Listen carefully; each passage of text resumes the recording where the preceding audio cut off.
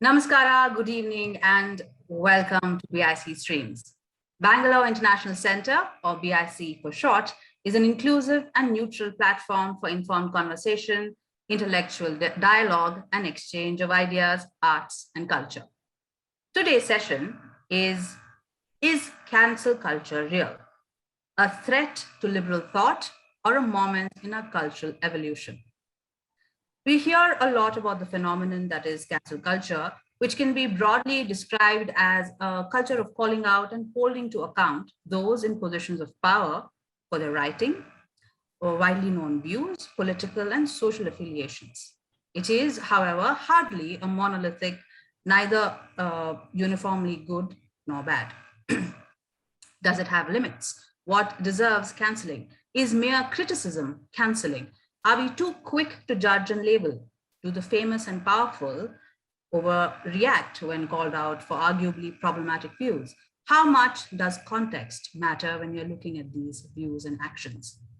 These questions and more will be answered hopefully by our panel, which consists of Sandeep Roy, writer and radio host, author and journalist Nisha Susan, Vijay Vachrajani, author and editor,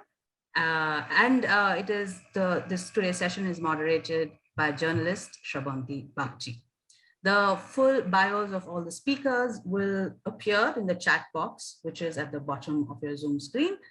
And through the session, if you have any questions, comments, or observations to share, please feel free to use the Q&A box, which is also at the bottom of your Zoom screen. The panel will get to it towards the end of the session. And with that, I hand it over to Shravanti. Hi, everyone. Thanks for joining us here today. I'm sorry Oprah couldn't join us, although she's on the poster. She had prior engagements. But anyway, thanks so much for joining us here. And I'm sure all of you are here because you've heard this term cancel culture, right? And like all of us are a little tenuous in our understanding of what is cancel culture.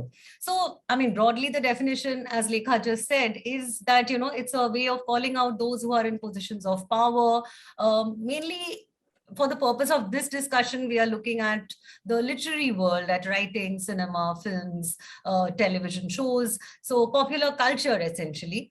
And, it's a way of saying that, certain works are problematic because they kind of, hark to certain stereotypes. And broadly, those are some of the reasons that this term cancel culture started coming into play. You might have heard about the Jk Rowling Session. You might be a little confused about what that's all about. So essentially, Jk Rowling said a few things which sounded like she was transphobic. And so a large majority of people around the world felt that, her views as a person in a position of power, somebody who has the podium to talk about a variety of views and to influence people, that these views were extremely problematic and essentially very harmful. So that is one example of cancel culture that we are talking about. But was J.K. Rowling actually cancelled? Did she deserve it? I mean, her books are still being read around the world. Her books are still selling. Yes, she was criticized. She did face criticism, some of it extremely harsh. There were threats of violence against her. So, we are all trying to grapple with these questions of, how should we call somebody out? How should we approach these topics? Are there better ways of engagement? So today, that's what we will be discussing. And to jump right into it, I mean, I'll go around the panel. And the first question that I think we need to address is, what do you understand by cancel culture, like each of the panelists, and anything that stands out to you as an example of this, and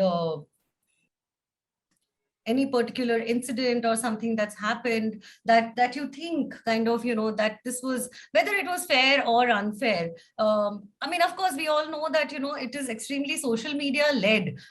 Most of cancel culture, I mean, the stuff that we see is on our Twitter timelines and our Facebook timelines. Because of course, those social media outlets also give a voice to people like us to call out certain people and say that, this is not right. What you're doing is either appropriation or your views are problematic. So, it's social media, of course, is kind of elevates and platforms a lot of things. So tell me, like, how much do you think? Firstly, okay, let's start with this. Recently, there was this book, that has been effectively cancelled. This book by Saiba Verma. She's an author and an academic. She's written this book on Kashmir militancy and healthcare in Kashmir at the time that, at a time when militancy was at its height. The book was published, it came out and it had good reviews. It was published by the Duke University Press in the US. And then it turns out that Saiba Verma's father was a raw official in Kashmir at the time that she was researching the book. So what has happened is that, after certain anonymous accounts on Twitter called it out, her publishers have distanced themselves from the book, and it might not be published in India. So what are the ethics around that? Like, say, let's taking just that as an example, what do you think are the ethics of that? Here is an academic who has done some work, who has done a lot of work in that area. She has done her research, she's spoken to people. It's a solid academic work. But yes, should she have revealed the fact that her father was a raw agent at the time in Kashmir, and that he could have been, involved in some aspects of militancy, which actually created the problems that are being solved by the people she's talking to for this book? So it's extremely complex. Let's try and make sense of that. Who would like to go first? I'm happy to. So actually, since the idea of the panel came up, I've been thinking quite hard about one of the questions you asked examples of cancel culture. And honestly, I found it quite hard to think of an actual instance in India of someone who's actually been cancelled. And I think perhaps the issue is also confusing because of the terminology. Cancel culture leans from an environment which finds any kind of questioning or accountability, even on social media, inappropriate or scoldy, or who are they to ask? It's in that sort of vein. Or why must you take such a throwaway remark so seriously? It's in that vein. So perhaps I don't know whether we will come up with a term in the course of this discussion, but in as much as revenge porn has nothing to do with porn, and we no longer call it revenge porn, right? Perhaps cancel culture also needs a little bit of a revamp in terms of names. And I think it is confusing also to many observers, especially older people. I include myself, because it's a new kind of accountability. So the Saiba Verma thing is a very good example, because is she cancelled? It's been a few days. What is the actual impact on her career and book is left to be seen. Has there been a moment for people who are concerned to question the ethics of the book? Yes, that wouldn't have existed before Twitter. Are there real consequences for people who were her research subjects? I think so. There's potentially like real consequences for people who are her research subjects. Are there potentially real consequences for the people calling her out, given that two raw chiefs have now come to her defense in the press saying, no, her book is fine. Why haven't you included me in the bibliographies? My only complaint, beta, is a quote. Yeah. So I think, I often think of something that, I hope I'm not getting his name wrong. I'm having a little bit of a senior moment, but Nakul Sawhney, the filmmaker, he said that he frequently gets calls from journalists asking him, do you get trolled? Are you stressed by trolling? And he's like, dude, I'm in UP. Like, I'm afraid that I'm going to get beaten up. Trolling is not my issue. So there is a bit of a mismatch, especially in the world that we live in, about how much anxiety to give about being shouted at on Twitter about real things, and what are the potentiality that you'll get beaten up also for real things. Right. So I'm glad we're having this conversation, because it's all sort of muddled in my head. For all of us, it's actually like very difficult for any of us to take. And I think, Nisha, you make a very good point when you say that, I mean, the real world consequences of certain books and films on people, and given their experience, what it makes them feel is often much larger compared to the anxieties that the author is feeling at that moment at being criticized. They might have expected, like, universal sort of, laudatory comments that wow, like great academic work. But at the same time, is that, I mean, yeah, so there might be a disparity in that, but it is also their life's work, right? Let's go to Sandeep. Like, what do you think?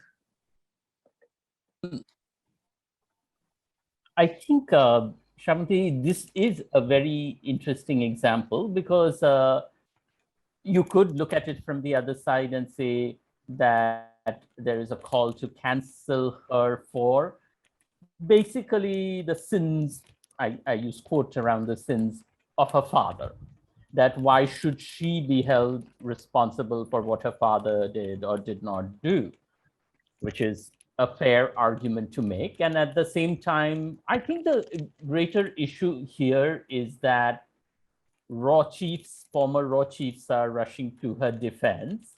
But I think a valid question has been raised, and she should be the one answering those questions. I think nobody is saying her work is fake, that she's made up falsified data or something. She is being accused of having hidden something or not spoken about something that was in her background, which might place a certain conflict of interest in the work that she has presented. And I think she doesn't do herself much good by trying to maintain a silence and having raw chiefs come out into the public and defend it. So I think more than this being a question of cancellation, I think this was a point of conversation. And I think one of the problems people often have with cancel culture is that we tend to jump to the cancellation even before having the conversation, as if the conversation is all about the need to cancel this person or this topic as quickly as possible. Yeah. And Nisha is right. I mean, we don't know that she been canceled just because her press here has distanced herself from the book. Doesn't mean some other publishing house will not pick up that book instantly, and maybe an academic book which otherwise wouldn't have gotten huge notice in India will, actually now become kind of a cause celeb for many people, as happened with, if you remember, the book that was being withdrawn about the violence in Delhi and the riots. One publishing house drops it, others immediately jump on it, citing that, oh, we are standing up for freedom of speech and all of that. I think it is a very difficult and confusing issue. And I think it's much easier for all of us to talk about it when it is in hypothetical terms, rather than when it's about people we know. And I'll come to the question that you asked when you say when it's come to personal. I think for me, the closest it came was when the young women made the Me Too allegations against Kiran Nagarkar. And, and for me, this was a man who had shown me immense grace. I had gone on a long ride with him up from Dehradun to Missouri. He didn't know me from Adam, but I remember he spoke to me with such gentleness and interest, and he was wonderful through the trip. At the same time, I have no reason to disbelieve these women's stories. It wasn't one woman, it was 3 women's stories. But that doesn't also negate the fact that he was really kind, that I agreed perhaps with his politics, that I want jerks to get canceled. I don't want people whose works I like to get canceled. And I think it led me to this real moment where I felt that now when I run into him the next time, I don't know what I would do. I don't know. And, he died. And so that question became moot. But it was a real question that I grappled with.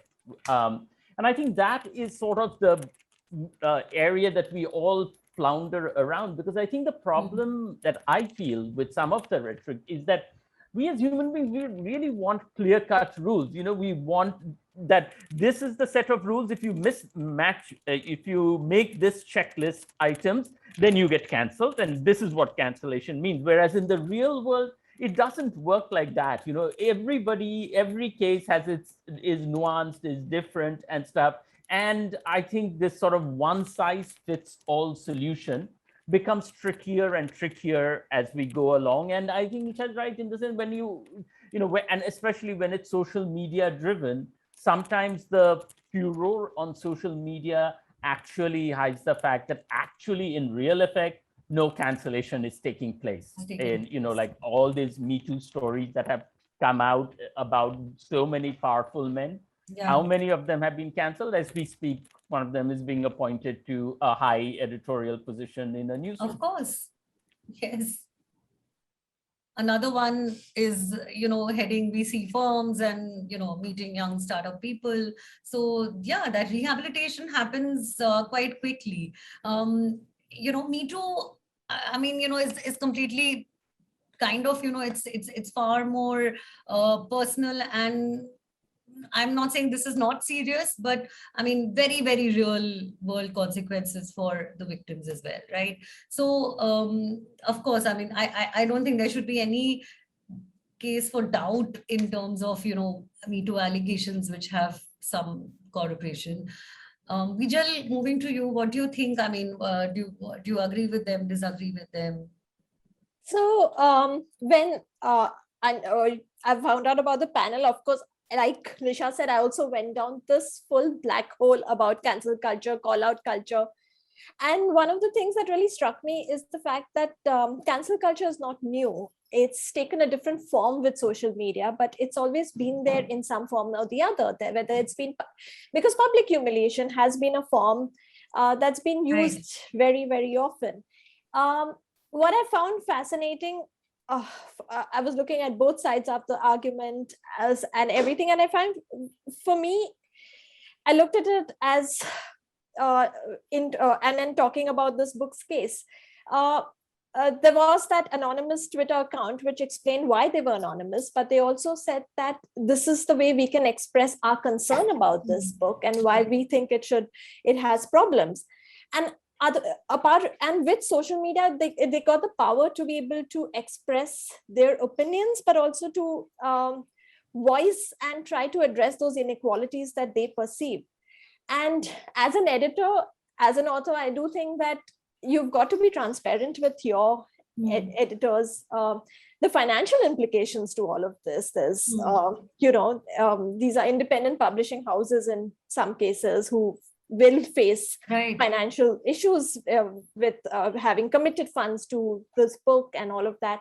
So there's that to take into consideration. Plus, you take accountability for what you write at the end of the day, whether it's fiction, nonfiction. So there is also that part that constantly strikes me. And honestly, since we started with Jk Rowling, I was telling my sister that she said, why you hold up in your room? And I said, we're doing this panel on cancel culture. And she said, what's that? So then I said, you remember what happened to Jk Rowling? And she said, oh yeah, but I'm still going to read her books.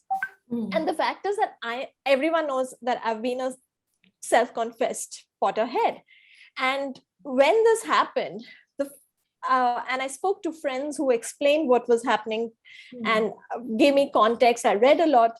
And first thing I removed from my bio was that you'll find Bijal Vachhajani reading a Harry Potter book, because I suddenly did want to not have that as part of my identity.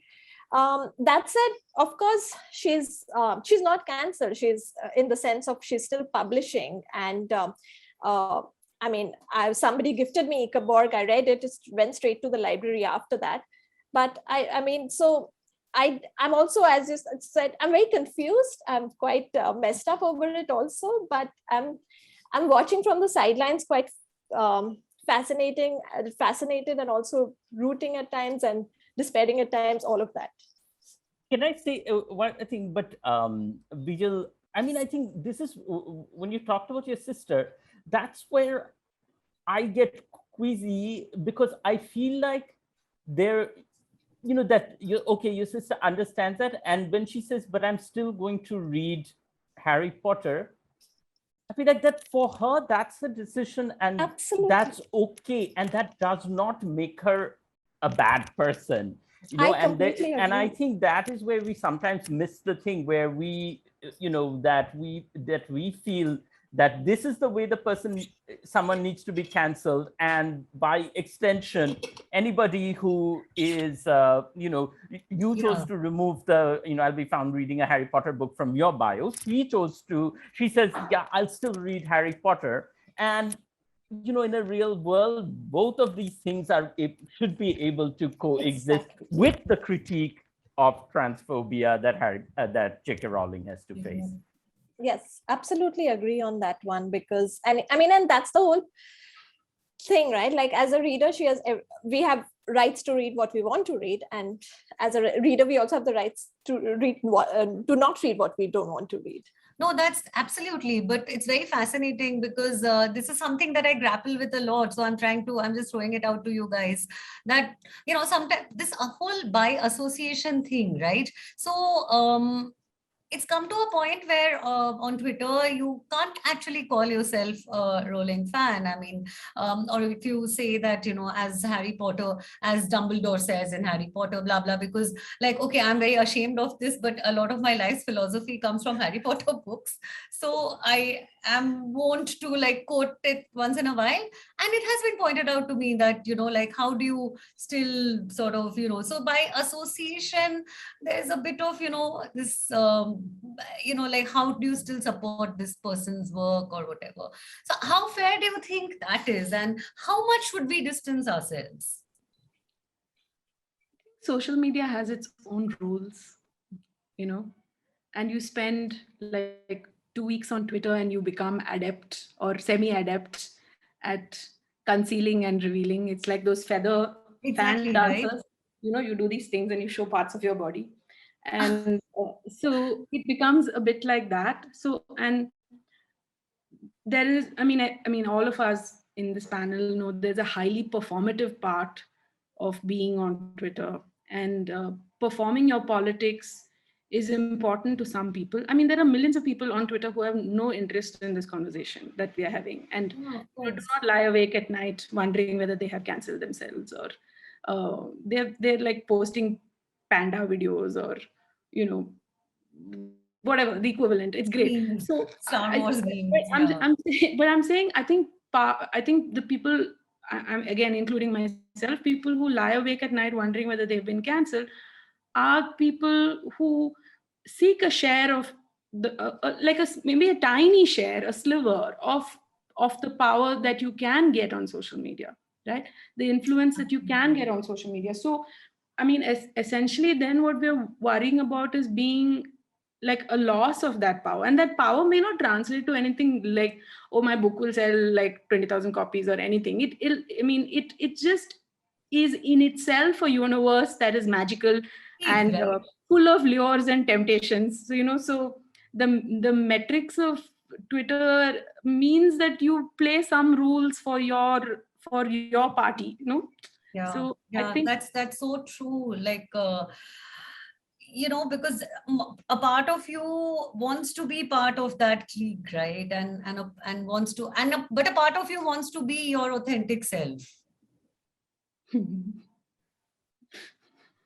I mean, in this thing by association, Shravanti, it reminded me, and this one I don't want to take any names.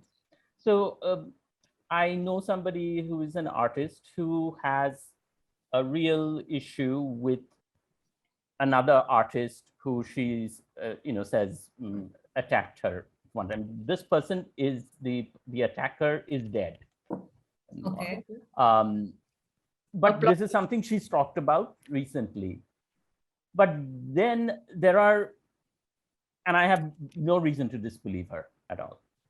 But on the other hand, she has also sort of also went through sort of her Facebook list, finding people who were friends with another person who she says didn't stand up for her, or somehow doubted her claims, or something like that. And she basically kind of put an ultimatum out saying, you have to unfriend that person in order, by next week, because of this. And that is where I think you start getting into more convoluted territory, where the idea that you were bringing up about the guilt by association, that becomes much more problematic, because, just because you're friends with or Facebook friends, like you're not even friends, right? This person is on your Facebook friends list. And some of the people who pointed out didn't even realize that person was on their list, for that matter. But then that I now, then as a person, I think even if I agree with you, I think I will immediately feel coerced if I'm suddenly being told to go unfriend this person because, this person did something involved, which was not even a direct link. And that's where I think we start sliding down that slope. And I don't know. I mean, I can easily see somebody who thinks that Jk Rowling's comments about women and transphobia are, maybe problematic, but they have much greater problems with Woody Allen and what he is. And so, they are much more ready. They feel queasy about watching another Woody Allen film. It is not going to change the fact that they may have watched and loved Manhattan at one time. But now going to see another Woody Allen film feels a much more difficult decision for them than reading a Jk Rowling book. And, I feel like we have to somehow learn to respect with that, because I think that's the other side of cancel culture, is that it comes with the whole whataboutery culture, right? Because which we are so obsessed with. So we say, oh, you can suggest Jk Rowling, but what about Woody Allen? What about Pablo Neruda? Like, how dare you quote a Pablo Neruda poem, given what he did to the woman who was his maid in Sri Lanka. So it is very difficult to separate. I mean, it also goes back to this whole thing about separating the art from the artist, which I don't think we're really able to successfully do in a way that is clean cut. Right. I'm actually actually thinking about this show called The Chair. I don't know if you guys have seen it. I haven't seen it, but I know about it. Yeah. You know about the incident, right? Yeah.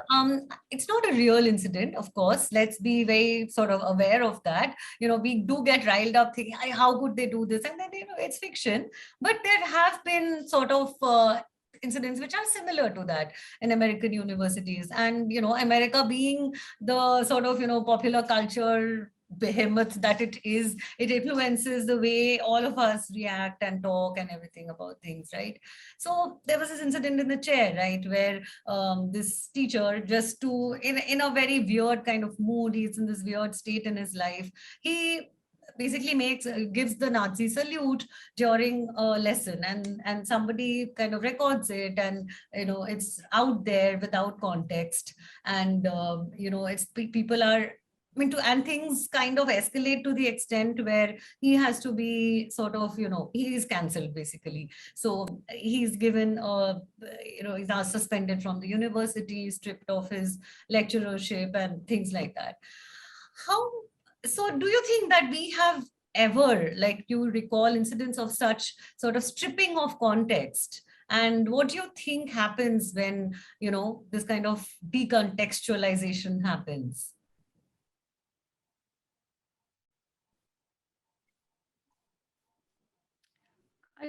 I can't think of anybody. I mean, again, I'm thinking of India, I'm just thinking, I can't think of anyone who has like forget long term, medium term lost. Okay, let me rephrase that. I can't think of anybody who has in the medium term also lost privilege, work, employment in this sort of woke context, right? People lose jobs because they are of the wrong religion. People have to leave jobs because they see that there is massive casteism involved in promotion, and that kind of a thing, like the case of the IIT professor recently. So I mean, like saying the I mean, wrong thing is not like an saying, important. yeah. So I'm just saying, of course, there are people losing jobs and privileges and all kinds of things, but not in the night in the okay. So the classical nightmare of cancel culture is that woke people will cause otherwise well-meaning, people to lose things because of some like freak incident, Random right? thing that they did. Yeah. So I feel like we live in the mirror image of that world, right? Like we so I mean, people do lose jobs and all kinds of things, but I mean, journalists also lose all kinds of things that happen to their careers. But it's not because of their lack of wokeness. I mean, Yeah. in fact, in any display of wokeness can get you an actual job loss in the country that we live in. So it's so this is what I think screws me about the. I mean, we have the mythical world of cancel culture, which is mythical but also real on social media. But we also live in cancel freedom culture, which is, my corporeal self lives there. Yeah, Nisha, this is a larger academic question. You're making this all too real. Okay. It's so confusing. Yeah. Yeah, but do you think, okay, I'm going to ask you this because don't you think these things do matter as well in No. we inhabit that world as well, right? The larger world. Which is why I was clarifying that that's real to me too. It's not that it's not real. I'm saying, oh, but people are suffering, hence why are we talking about social media? Not at all. I live there. But I'm just saying the disconnect between those two sets of consequences, okay? Like what can get you cancelled and what can get you cancelled elsewhere, is the online and the corporeal is so much at war with itself currently in where I live. So I just feel that confusion all the time. Yeah. As do all of us, of course. Not to dismiss the consequences of what happens to you on social media at all. Yeah. I think, I mean, I agree with Nisha that I think the case of, what happened during the Tokyo Olympics of the person who was, I don't remember, he was like one of the organizers of the opening ceremony. He gets fired because of a video that surfaces from when he was 21 years old or something like that. I don't think that would happen in India. That kind of thing. And I think people were divided as to whether you should really be held face consequences that harsh for something you might have done as a college student or something. And a friend of mine said, thank God there were no cell phones around to record anything when we were 21, 22 years old. On the other hand, we had, like when AIBC went down, that was a much longer history of stuff that emerged, that it wasn't like one stray joke because of which woke brigade canceled them. And I think it is absolutely fair to say that, when these people wrote that, there was that long letter that appeared, I think, in Harper's, that was written about how cancel culture has gone too far and was stifling free thought. It was written by Jk Rowling and Noam Chomsky and Salman Rushdie. And while I could, because they're good writers, I could read that letter and nod along and say, yes, good point, in a sort of debating point sort of way. And then at the end of it, you say, but wait a minute, these are people with such immense privilege that there is no chance of any of them being remotely cancelled as a result of this. So there is that huge disconnect of, the people who complain about cancel culture usually come from a place of immense privilege where they can complain because they know they're in no danger of being cancelled, really. Right. In fact, one of the things that were talking about disconnect, one of the things was that the root of social media cancel culture was also about the fact that a lot of Black Twitter was saying that I no longer want to give you that power over what I read, for instance. So in the sense that for me, I'm not going to read you, or if I read you, I don't want to idolize you. So, and I find that really fascinating, because who made them the keepers of our culture? In some ways we did, yes, but I just constantly am like, I don't want to take this person seriously, because I feel like that also gives them power. But in India, we give so much power to idols. We have idols of all sorts, whether it's cricket, whether it's politics, whether it's celebrities, whether it's idols. So we do that, and so we continue to also give power to that. And in some ways, maybe that's one of the reasons we're finding a disconnect, because we're not able to constantly do that disconnect of saying, I'm going to read you, but I will not idolize you also. It's a great statement to have, I thought. I think that's a great way to deal with these dissonances in our heads, that, be very clear-headed about who you are and what you stand for, and at the same time be able to maybe, still appreciate what you do in terms of your work.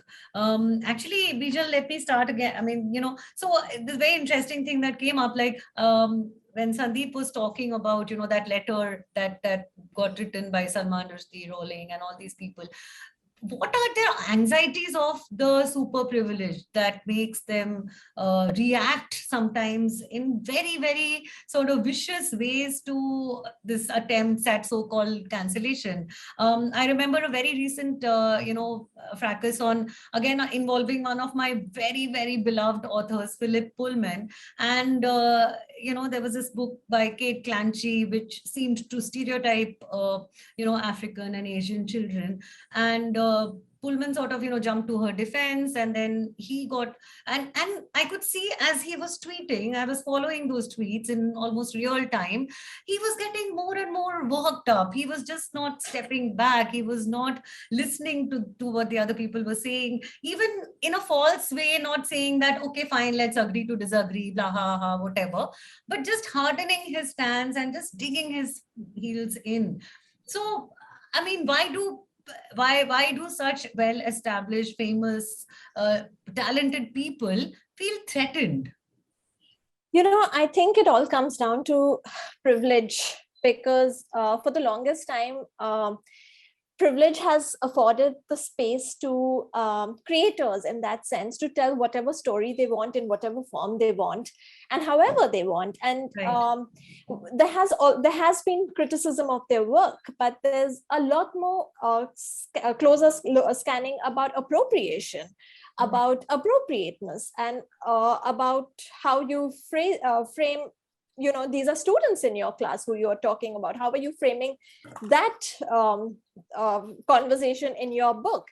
And I think that privilege does make people not realize the problems that come, because I think it comes down to empathy. You think that you're empathetic towards a certain space, or towards a certain issue, towards a certain audience, and you're actually not, because you've never been in those shoes. And that's what empathy needs to be. Your bubble most probably will not have, you'll not even know people who at your you won't have friends from that community, for instance. And then you're saying that you want to write about something. I think that also comes back to the fact that editors and authors, and in that sense, people who are creating content, who are gatekeepers of that culture in some ways, yes, need to ask all these questions to themselves. You need to step back, and you can't also ask, okay, I've done this wrong, now you educate me. No, you've got to go back, educate yourself, and come back and change things around. Because to me, it's pure privilege. And I don't know if that's, but it's from what I've been reading, what I've been listening, and over the last few years with my work as an editor, I've come to recognize that privilege, and especially in India, caste privilege, is something that constantly keeps us doing the same things and being comfortable writing what we do. Okay, right. I think Have you felt I think sorry, go on. it comes down to it boils down to a simple one question. The higher you are, the more you resent being questioned. And say Right. like, how dare you question me, because I'm just used to being lauded. And I am saying this is true for, it is across the ideological spectrum. It is true because you're used to people fawning over you all the time. I mean, whether you're a Noam Chomsky or even an Arundhati Roy, who might be entirely vilified here and pilloried in the press by the government and stuff. But when she goes abroad, I've watched her at an event in Berkeley. You know, people are practically prostrating themselves in front of her, and I think it has consequences in the way that when you feel, when your idea is questioned, and it's a genuine question, you lose the ability to see that it is not a personal attack on you, but actually someone trying to ask you a question about beliefs and things that you put out. So it does become very difficult. But I think there is also this issue that we have to face as to, you brought up this issue of educating, and it is absolutely each of our responsibilities to educate ourselves. But at the same time, I think sometimes people have this problem with cancel culture where they say like the goal of it is to have a gotcha moment, rather than, is that the goal, or is that because you're trying to effect real change? And maybe the strategies to effect real change versus a gotcha moment have to be somewhat different. I just add to what you said, Sandeep. I think I completely agree that the higher you go, and I think perhaps that's something that's taught in a lot of management courses, I guess. But the higher you go, you're less inclined to listen, and to listen as in deep listening. And sometimes that also becomes quite detrimental to change. Yeah. Nisha, do you want to add anything to that? I mean, why do people sort of just harden their stance and like just, go on digging their own graves almost, even like, wouldn't it be just a smart thing to say, okay, even if you don't believe it, right? To say that, okay, like I pretend to listen. No, you're right. I mean, I think about it often. Because, I mean, this is something that gives me a lot of anxiety that, you're watching it happen sometimes with other people. Right. But, it could be you. Because, you're watching someone, making a giant ass of themselves.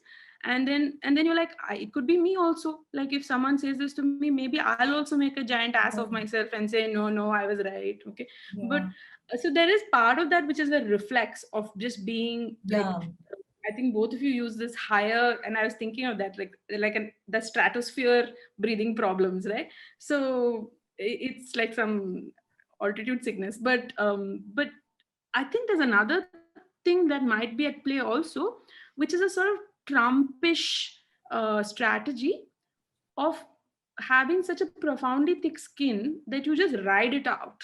Like, the idea of public critique, like it's as if people have realized over some time that actually the public can just go on saying things, but you can just go on sitting in your position, right? Because actually nothing is dislodging you from your seat. So then if you're just like thick-skinned and then just refuse to be embarrassed or ashamed, which maybe you're really feeling it on the inside, but you just like ride it out and wait for people to forget, which, generally people do forget.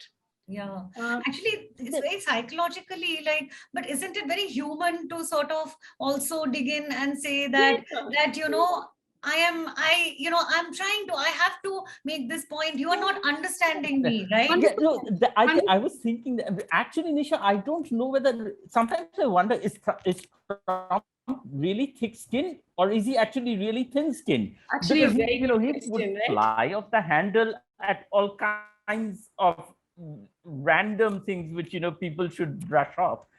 So I don't know which way it goes, and then he would seem really thick skinned.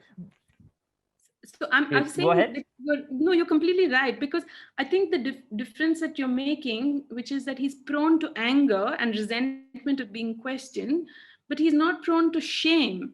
So, and shame seems to be a mandatory requirement for a society to have that system in place that, I'm going to shame you into better behavior is like a standard practice for all kinds of education. Like, I mean, moral education, right? Or ethical education, that I'm watching you. So, like you're messing up. So please, like, behave better, right? But Gandhi taught us that this is we will shame the British into leaving this country, and we've been trying it ever since. But I think to go back to your point, Shravani, what makes people dig the heels? I think in the end, and I hold myself equally liable to this. I think I think especially in the sort of people whose business is words and creativity, we just want the last word. We are just unable to let that tweet go. I will go and get myself a cup of tea and come back and say, oh, that person reacted to me. Now I have to react. It's like I just want the last word. And I think that is often our downfall for all of us. Right. I'm just going to ask one last question to all of you, and then there are lots of questions from the viewers as well, so we can kind of, go around that. Have you yourselves in your work ever felt yourself self-correcting or checking yourself? Do you feel a kind of pressure? Have you ever felt a kind of pressure to maybe, am I saying the right thing? Is this the right thing to say? Is this the right way to put it? Is that good or bad for your work? No, I think it's good for my work because I get totally stressed by it, and I think it's good for my work because the chance of being smug and insufferable is like super high.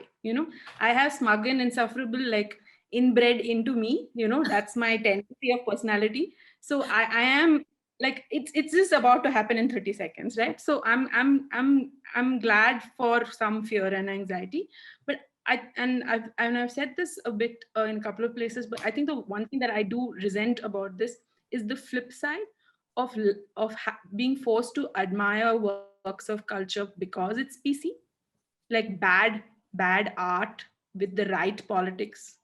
Mm-hmm.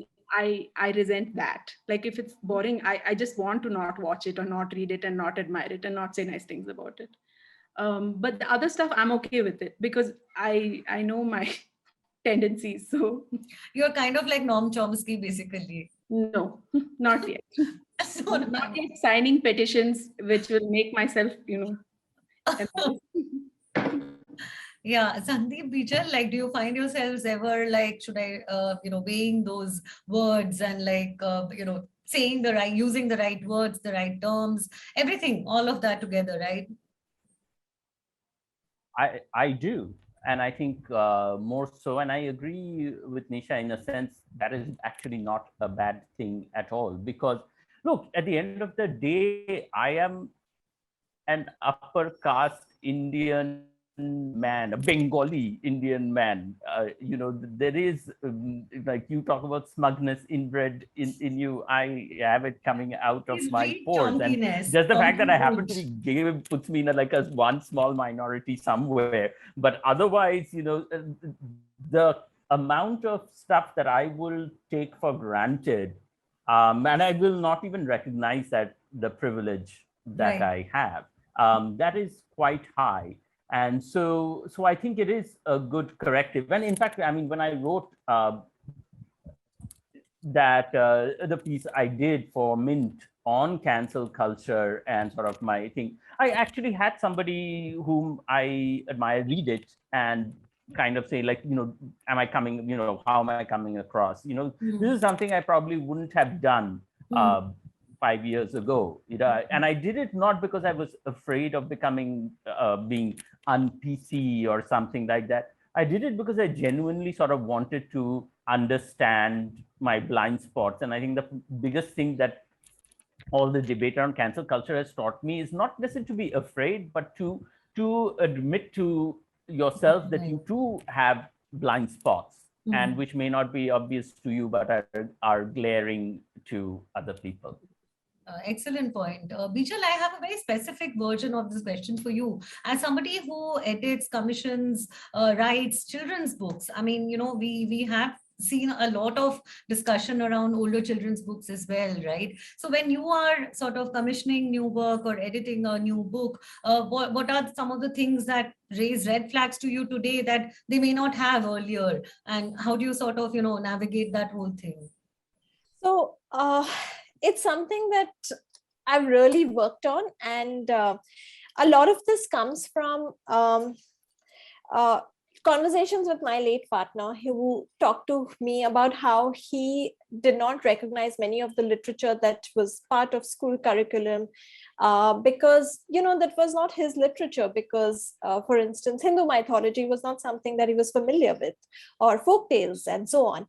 And it made me realize that as commissioning editors and even as authors, our responsibility becomes triple, in that sense that we're speaking to children to the children who are defined in the Constitution in that sense. So I want to ensure that the voices that go to these children who are writing these books, who are illustrating these books, who are even editing these books, are equally representative of our readers, which means that we've worked a lot on changing our commissioning model.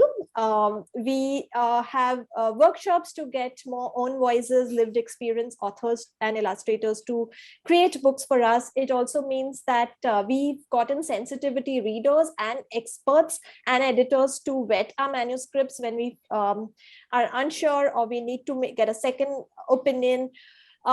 I, as an author, also do the same thing. I make sure that it's definitely read by experts who will be like ticking off like, yes, that is the scientific name of the species and that is how it's spelled. But there's also sensitivity readers who told me that you might want to relook at something, and it's only led to books that I think are much more intentional. But it's also led to suddenly to our community of creators being this really engaged, diverse, cool creators who we have the most fun conversations with it. Otherwise our catalog would be vanilla. So we've changed and we wanted to change it. So, and the organization has backed the whole team on that, so which has also been great. But yeah, we have taken a lot of steps to make sure that, to try to, again, like Nisha said, I stay up nights, especially when a book is going to press. We're just like, let them know typos, let them know issues, all of that. So yes, so we try to do as much as we can to make sure that we're avoid like stereotypes and things like that. All of that, absolutely. In fact, our team's working on something on that, and we'll soon have something out next year which will talk about all of this. So we want to also question ourselves. We have a lot of these discussions where we tear apart our own books, ask questions of our creators, make gentle prods to illustrators saying, would you have better representation? But make sure that if a book is written, is set in a certain space, it has to be told by the people who are part of it. Right.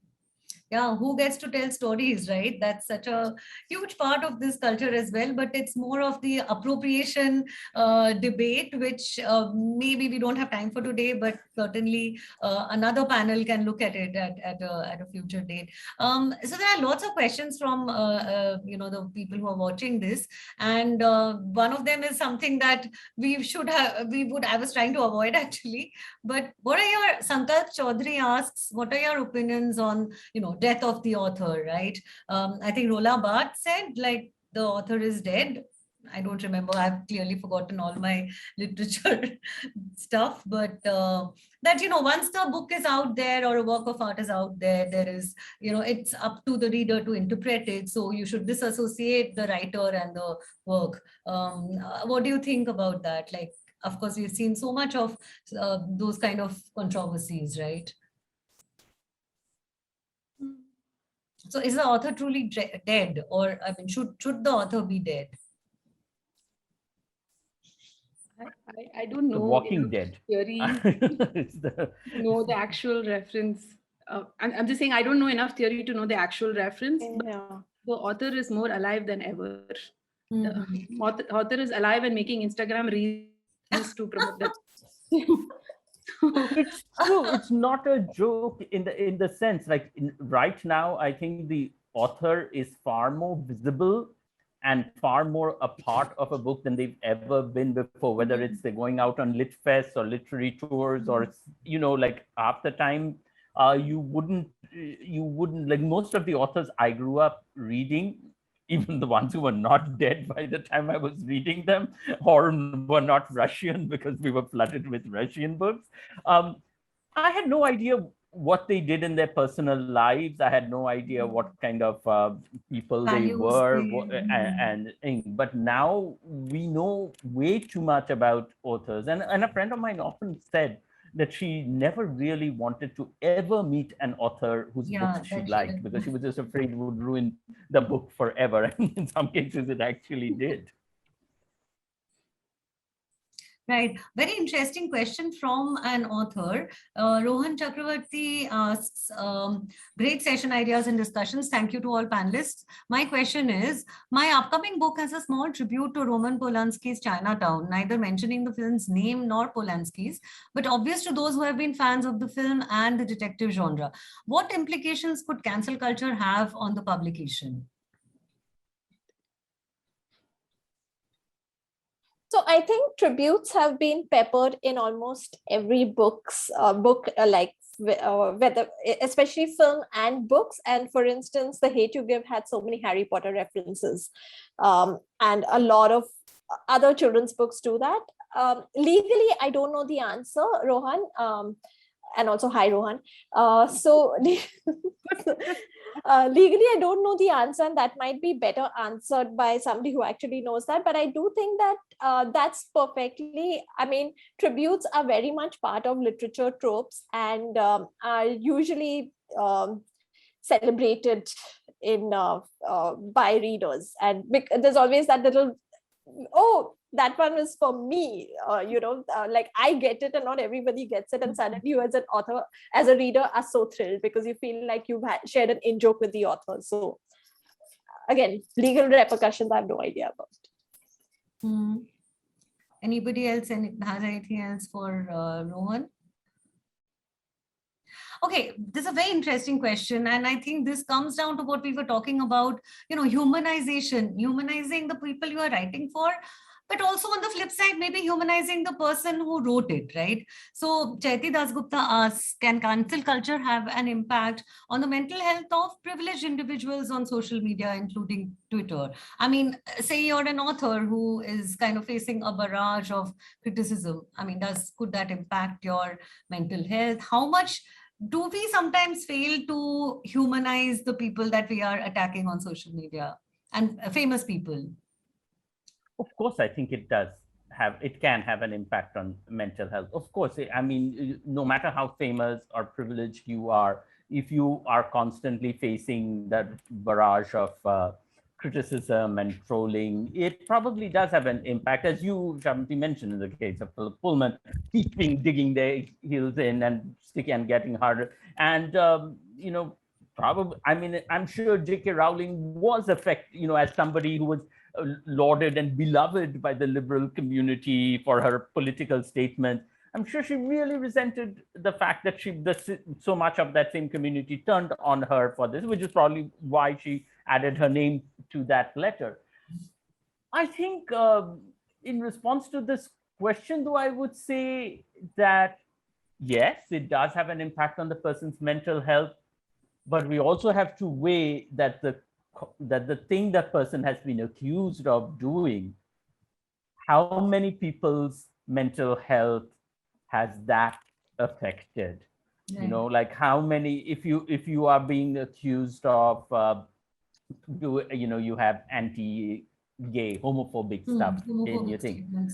How much has that legitimized, homophobia that has affected so many people? I'm not saying there's no way we can quantitatively measure against each other and say outweighs. But I think it's worth remembering that that while we can talk about the mental health of the privileged person, because that person is privileged and visible, the trauma that they are being accused of inflicting for various reasons often happens to people whose trauma will largely be invisible to us. Absolutely. Yeah. Nisha, do you want to add something on how we can maybe look do we need to humanize the people that we criticize on Twitter? How much do we need to do that? I mean, just again, speaking for myself, I don't participate in shouting at people on Twitter. I don't do it. And on the rare occasions that I have been yelled at, I don't engage there. But usually, I mean, it's been convenient in my case because I've been yelled at by random men. So then it's very easy. It's mostly like, like a very specific form of misogynistic remark, not very related to my art. I think if it was something I had written and someone was responding to it, I don't know how childish I would be in my response, right? But I try not to participate in like online scenes in that way. I think, I mean, I don't know if anybody who's listening needs to hear this, but I just want to say this. Someone gave me this piece of advice just before my book was published to never go on Goodreads and read your reviews. Like never. Okay. And I was like, what? How bad could it be? I'm like on Goodreads all the time looking for other people's books and, like looking for recos and stuff. I did it for 30 seconds, okay, one day. And I was like, oh my God, I'll never write again, and just like closed it quickly and ran away. But I mean, that's a piece of advice for anybody who's considering publishing a book right now. But otherwise, like, don't be a dick on social media, is, all-purpose advice. Yeah, that's just like very good blanket umbrella advice for people on all sides. Also, I just want to add that I know some of the participants here have actually faced death threats and threats for their work. And I'm pretty sure that's caused anxiety. It's caused a lot of, I mean, it meant legal representation. It meant repercussions of many sorts. So that also adds to the anxiety for people on this side of the debate. Yeah. Sujata Kelkar Shetty asks, is social media cancel culture an indication of a reduction of patience and tolerance in society, or is it just a performance of politics on Twitter?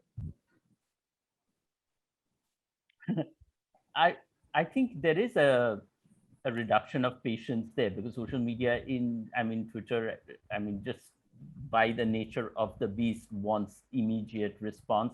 And we are, let's face it, and in more and more an immediate gratification culture. Like if I have posted something, a nasty comment, I will go back and check and see how much reaction has that comment provoked, because we are doing it. It is performative in that we are doing it to provoke a reaction. Most of the time, I do all my cancel culture in my head.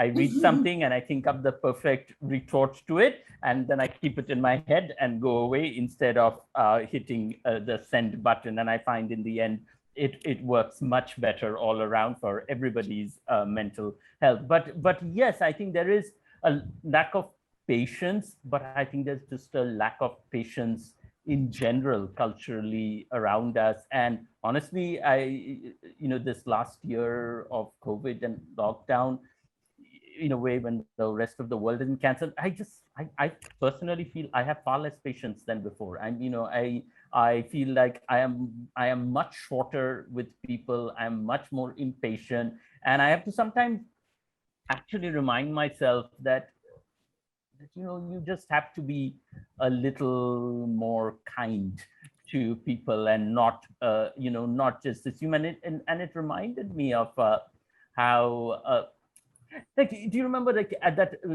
early on during the lockdown, people were posting, they were locked down at home, they were posting pictures of food they had made. And then somebody would start and saying like, oh my God, this is like, look at this privilege that you're posting this fabulous dinner when migrants are walking back. And both are real, and I was like, yeah, it is true, but I also don't want to, I want to judge the person who might be having a miserable time, might be terrified of what's going on, and find some solace in putting together a dinner and sharing that picture. And I don't want to be the person judging that, because at that time I happen to be reading about another real tragedy that is unfolding. And I think it's that patience that we that we sometimes lack. And it is not necessarily just about the cancel culture. I think it's a larger cultural problem that we grapple with. Yeah. And I think, as Nisha was saying earlier, that it doesn't take much effort to send out a tweet either. It's not like you are going out there and like grappling with real stuff and whatever. It's so performative, right? I mean, you are adding your voice to something, but essentially all the effort it takes is, and you have a Wi-Fi connection, you can do it. I mean, it doesn't always mean that you've actually made any real difference either. But okay, so this is a bit of a tricky question, but I think we should take it on. I think it comes from someone who is genuinely concerned that sometimes there is a lot of calling out without corroboration and stuff like that, and it might sort of skew towards being unfair. So anyway, that's the context. The person has requested to remain anonymous, and they are asking, I know someone who was named in Losha, who lost his teaching position and finds that no one is willing to publish any of his writing. I don't know if that amounts to being cancelled, but it has definitely adversely affected his life and livelihood, possibly forever. I wonder if this is the right way to seek justice for victims/survivors of sexual harassment, or even to punish a person who may or may not have consciously behaved inappropriately with women. Losha being, of course, the list that was kind of, a lot of women put down names there of, people who were sexual harassers. So, thoughts? I mean, what can you say if he didn't do it and then he was punished for it? It's sad. But it's so rare, and it's sad. I mean, not to discount it if he was punished for something he didn't do, but it is so rare, and it is sitting alongside every woman who went to school or university and got felt up, had faced sexism in class, got marked down, was treated as a dud in so many other ways, was sexually harassed. I mean, it's sad and that's the weird thing around the list and around me too, that people have had to reconcile their feelings of sadness for their friends, right? And also acknowledge that they might have done something terrible, like at the same time. Like, so you acknowledge that your friend has done something. I mean, in this case, the person is saying my friend didn't do it, but my friend did something terrible, and I feel sad for everything that's happened to him. But also, he did do it. So it's a weird thing to have to do. Like, you can't pick a comfortable side. Yeah, No, and you can't pick a comfortable side also, Nisha, because I mean, in a way, the reason it transpires this way is because there have been no other avenues to address this in a way that would seem fairer, and which is why the list came about. It's because people felt they could not be heard that way.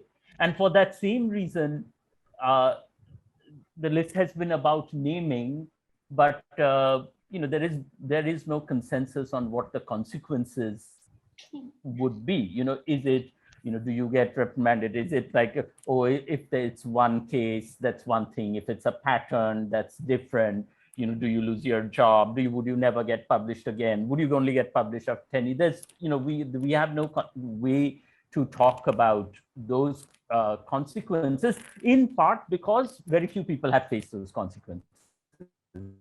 So why it kind of boils back to this debate. If the list actually had a larger impact and more people facing it, perhaps it would have forced us to debate the consequences and come to a more fair thing, where if it's stray things like the case this person is talking about, whether it's was justified or not, it's actually, it is dismissed as an aberration either way. Right. Vijay, do you want to add something to that? I mean, anything? No, I think everybody's pretty much said what I also think. I do think that credibility is huge when it comes to cancel culture, knowing and affirming what is happening. But Lucia was, of course, I think going back to what Nisha said, if it was untrue, then it is extremely sad. But the fact is that it is part of a revolution where women got the space to speak up and talk about what was happening, name and and which means that it has future repercussions on on the education system with such power imbalances. We've got to also recognize and acknowledge that then. Yeah. So last question, guys. We are about to wind up, but I think this is a very interesting question, and it's a good way to sort of, find some answers rather than just asking questions. And Nitya asks, is there a role for redemption, genuine contrition, or learning from one's mistakes in cancel culture? Does cancel culture leave room for intellectual evolution and growth, or is it like once canceled, forever canceled? I like this question because, I have sometimes feared that, there is no room for learning and growth, and, people do sort of suffer from past mistakes. And while they may have learned and, changed, but the larger culture, doesn't allow them the space to do so. Or maybe I'm exaggerating again because, we feel a disproportionate amount of sympathy for famous people. But what are your thoughts? I mean, does the culture as it is today leave room for, for the ability to have people acknowledge their mistakes and move on? I think one of the things that, and I say this with, again, with all the confusion that we've talked about and anxieties and everything, I feel that to affect change, we need more than social media, in the sense, and that has been true of most movements, is that social media is a communication channel for amplifying your voice or sharing your opinions, or in this case, voicing, pointing out the inequalities, for instance.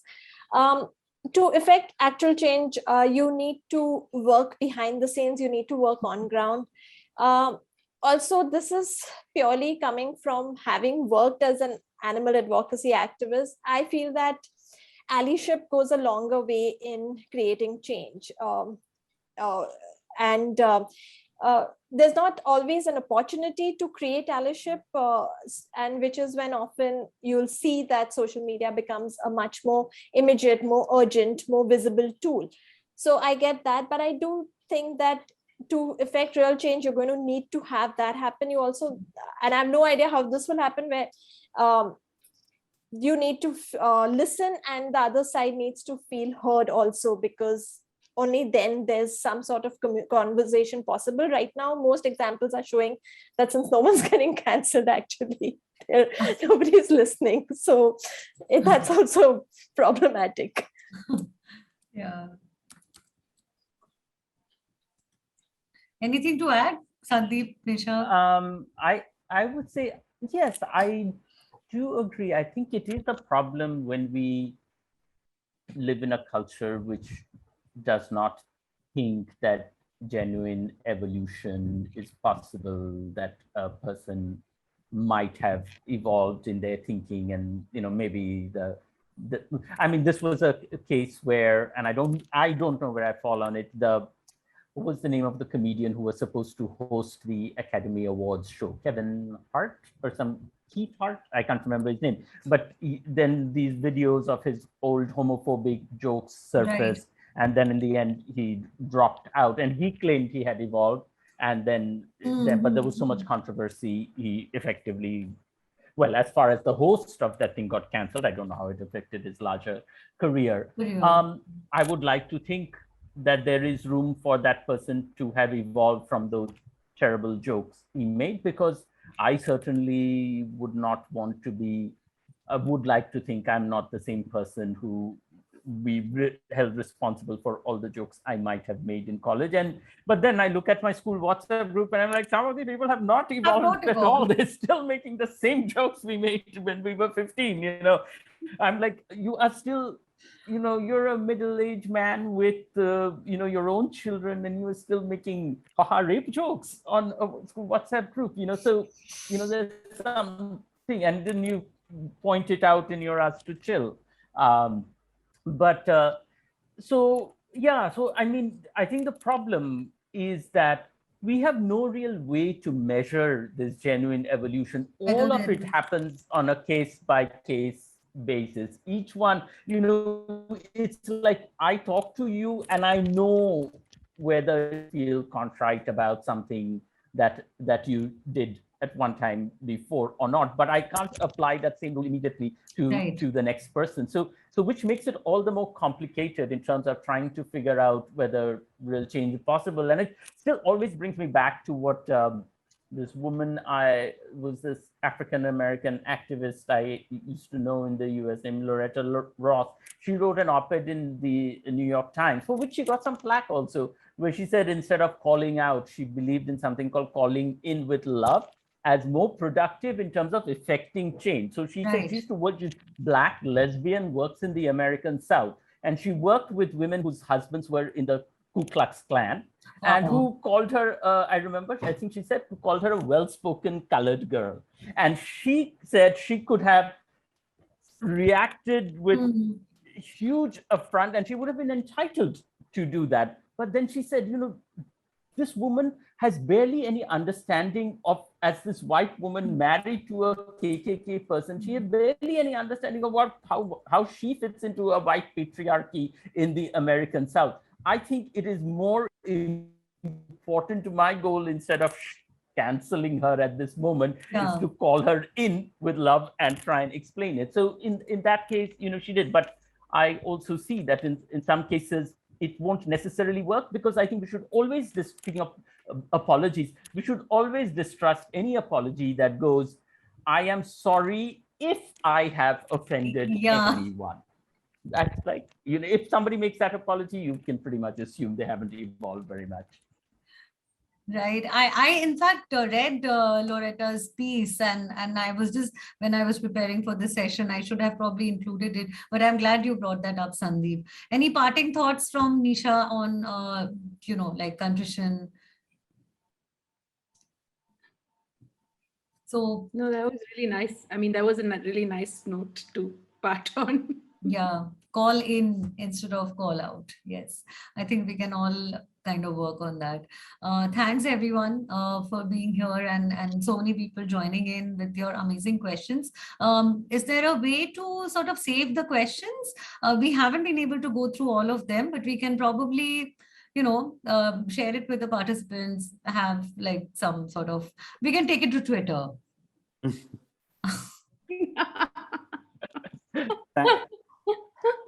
Thank you so much, Sandeep, Nisha, Bijal, and Shravanti.